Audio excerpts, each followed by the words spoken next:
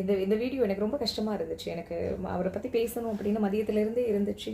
எனக்கு அவர் ரொம்ப பிடிக்கும். எனக்கு மட்டுமா, எல்லாருக்குமே பிடிக்கும். சாதாரணமாக ஒரு இயக்குனர் அப்படின்றதுக்காகவா? ஒரு நல்ல இயக்குனர் வந்துட்டு படங்கள் எடுப்பாங்க. ஒரு சிறந்த இயக்குனர் வந்துட்டு அதில் வெற்றி அடைவாங்க.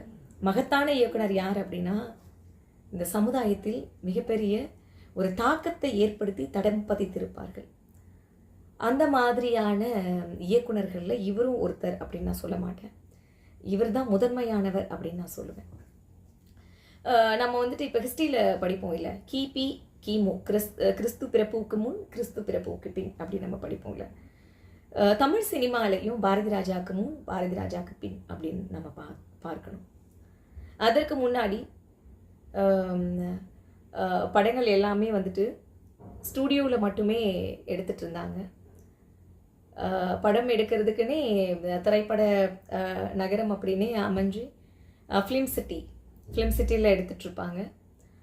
ஆனால் கேமராவை ஒரு கிராமத்துக்குள்ளே கொண்டு போய் அந்த மக்களுடைய யதார்த்தம், அவருடைய படங்களில் 90% வந்துட்டு உண்மை மட்டும்தான், கற்பனைக்கு அங்கே இடம் கிடையாது.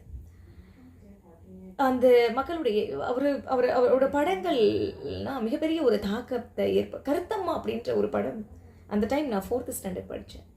என்னோட அண்ணா வந்து எனக்கு மேலே உள்ள 2 அக்காங்க கூட்டிகிட்டு போய் காமிச்சாங்க. எங்கள் வீட்டில் வந்து பெண்கள் அதிகம், நான் கடைசியாக பிறந்த பெண்.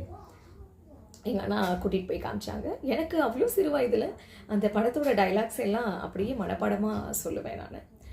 இது எப்படி ஒரு படமாக அமைஞ்சது அப்படின்னா, 1000 பேர் மேடை போட்டு பேசி மாற்ற முடியாத இந்த சமுதாயத்தை, 1000 பேருக்கு மேல் கட்டுரை எழுதி மாற்ற முடியாத இந்த சமுதாயத்தை ஒற்றை மனிதன் ஒரு படத்தின் மூலமாக மிகப்பெரிய ஒரு புரட்சியை செய்ய முடியும் என்று சொன்னால் அது பாரதி ராஜா அவர்களால் மட்டும்தான் செய்ய முடியும். அது சாதாரண ஒரு படமா, ஒரு திரைப்படமா? அது எத்தனை குழந்தைகளின் அழுகையை நிப்பாட்டியது அந்த படம் தெரியுமா?